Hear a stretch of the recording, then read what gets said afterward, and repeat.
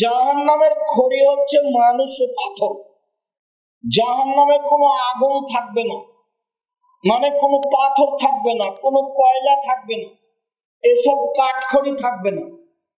পাথর আর মানুষ হলো জাহান্নামের খড়ি। সম্মানিত দিনী ভাই বোন, জাহান্নামীদেরকে পিছন দিকে হাত বেঁধে জাহান্নামে নিয়ে যাওয়া হবে। কেন? অপমান করার জন্য। জাহান্নামের উল্লেখযোগ্য শাস্তি হচ্ছে আগুন। আগুনের পাহাড়ে উঠবে ও নামবে। মিনহুম মান তাখুযুন নার ইলা কাবাইহি।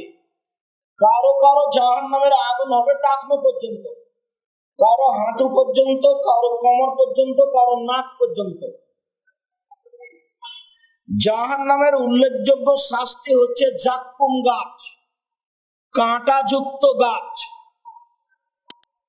যেই গাছে কাঁটা আছে শুধু 1000 বছর ক্ষুধায় খাওয়ার জন্য চাইতে চাইতে যেটা দেওয়া হবে সেটা হলো জাক্কুম গাছ। মুখে দেওয়ার সাথে সাথে গলায় বেঁধে যাবে, না ভিতরে যাবে না বাইরে আসবে।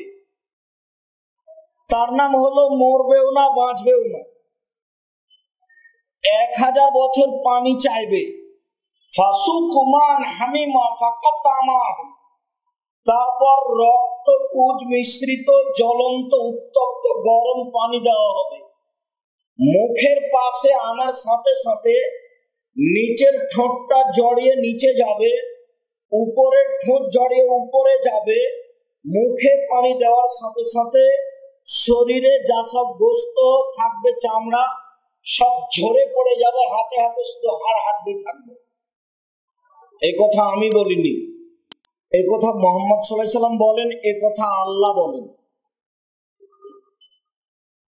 জ্বলন্ত উত্তপ্ত গরম পানি, সেটা আবার রক্তপুঞ্জ মিশ্রিত।